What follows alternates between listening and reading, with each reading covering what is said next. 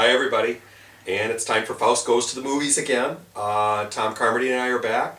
And today we're going to talk about one of my favorites, Jean Harlow. Jean Harlow. Ooh, I love Jean Harlow. Favorites, I know.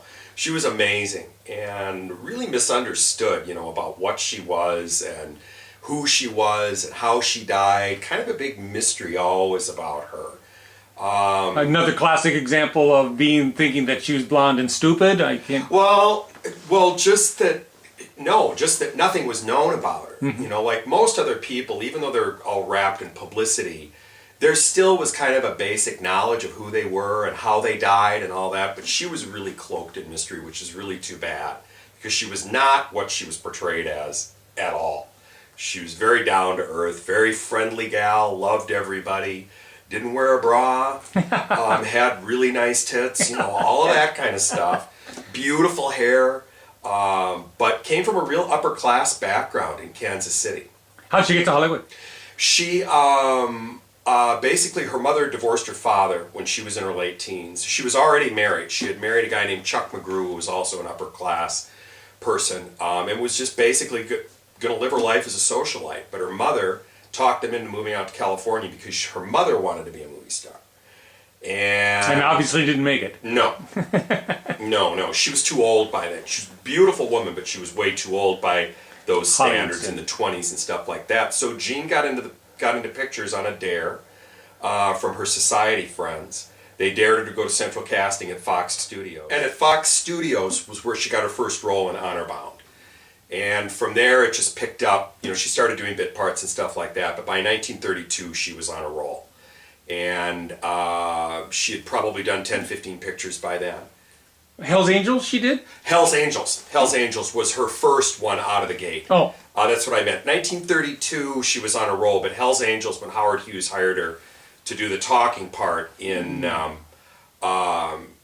because it had originally been done as a silent film. Came out in 29, so they had to make it into a talkie. So she was hired to talk. And then in 32, she got a... By 32, then she was doing Red Dust and Bombshell. Those were probably the two that got her rolling right up to the top. And, of course, 1932 also, while she was in production for Red Dust, was when her second husband, Paul Byrne, died. Very mysteriously. Oh, that's right. One of the Hollywood mysteries. Great Hollywood mystery that was never understood until probably David Sten's book. Oh, it is. Bombshell, The Life and Death of Jean Harlow, the definitive biography of Jean Harlow. Forget all the rest of the books. This is it. Perfect. So, but anyway, it explains how Paul Byrne died. Probably committed suicide. He was in a bigamous relationship with another woman at the time that he was married to Jean, and of course they weren't going to let any of that out.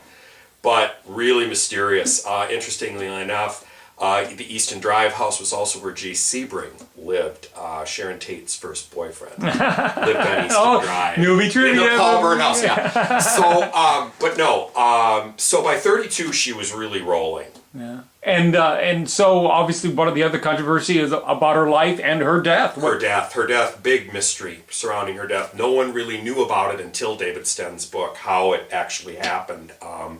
Very tragic, though. She had contracted at 15 scarlet fever, and as a secondary infection got a streptococcal kidney infection, which went with her for the rest of her life, which in these days would have been like a kidney transplant, dialysis, whatever.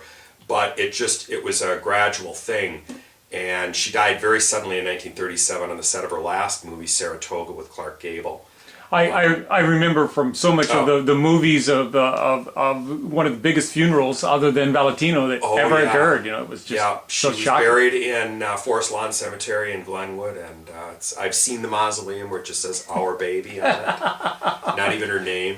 So, very tragic death, horrible death of acute nephritis. Yeah. And she was she was a wonderful actress, though, great comedy actress. And that's why I can hardly wait to what's talk next? about Bombshell. Bombshell? All right. So, well, then we will return, and thank you. And absolutely.